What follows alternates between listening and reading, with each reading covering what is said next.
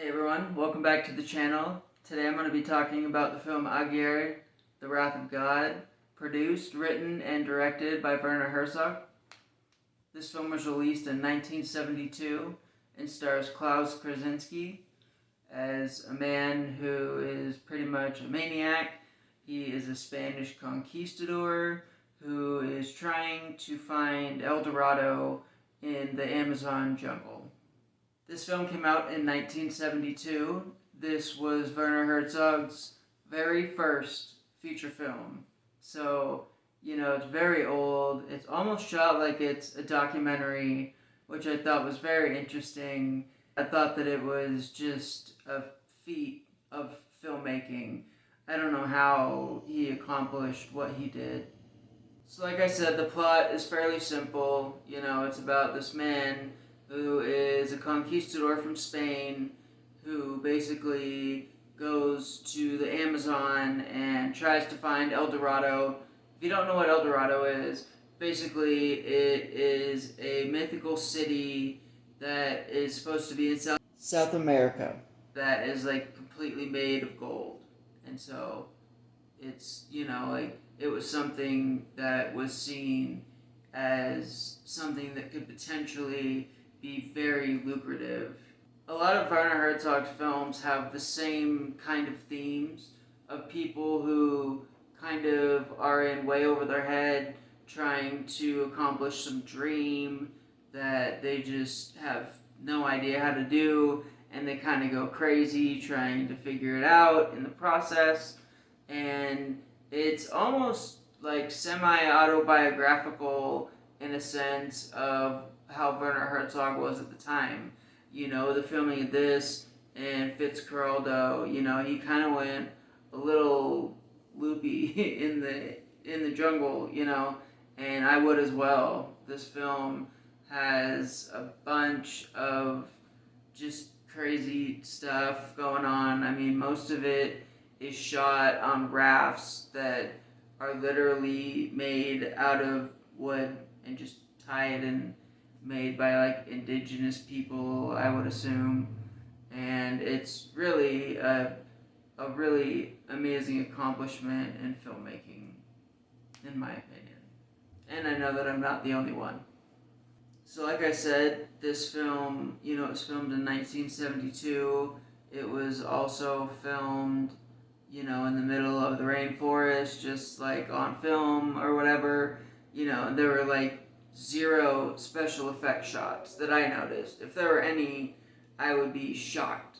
But I'm 99.99999% sure that this had 0 special effect shots. And it made it very organic. Like I said, it almost feels like it was shot almost as like a documentary. If there would have been able to be documentaries back in the 1500s, My only criticism of this film is that there were probably some indigenous people and possibly some animals that were harmed in the making of this film. And, personally, I don't really like that.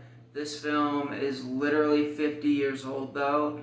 So, I know that people kind of see it as a cop-out, and sometimes it is. But, it was kind of a different time back then. It was a little bit different, he was in the jungle and all that. I know that there were a couple of indigenous people that ended up passing away during the filming of Fitzcarraldo, which was made like 10 or 12 years later, maybe 14 years later. So, that would be my only criticism of the film. For me, the purpose of film is usually to try and make something as organic as possible without it actually happening.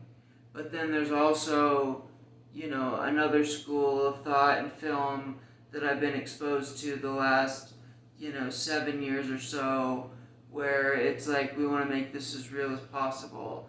And I'm not saying that Werner Herzog set out and was like, we're going to harm indigenous people and animals or anything like that.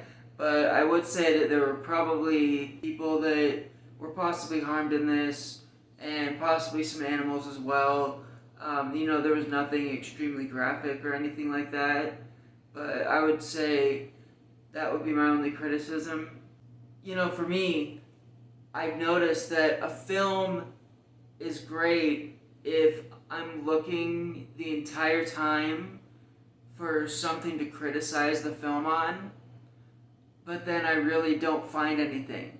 Like, if I have to look at something and be like, did that suck? I don't know. Did that suck? I really don't know. So, with that being my main criticism of the film, it was an epic film. It's definitely similar to Fitzcarraldo, as far as the themes go, and just the scale of how epic it was and how everything had to go down in the middle of the Amazon. Aguirre, The Wrath of God, is a 1972 film produced, written, and directed by Werner Herzog. You can watch it for free on all kinds of streaming platforms like Tubi and the Roku channel. I could see how this film would maybe be boring to some people that just want to watch something like Transformers or some kind of Michael Bay, Roland Emmerich movie where there's just mindless explosions going off everywhere and characters that you really could care less about. And if that's what you're looking for, I'm sorry, I pity you.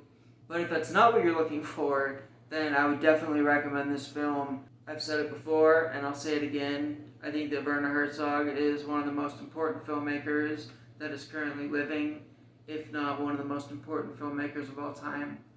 I'm really excited to continue to go deeper down the rabbit hole with all of his films and documentaries. If you made it this far, I would really appreciate it if you take a second to click the like button and subscribe. This is the 100th video that I have posted on this channel.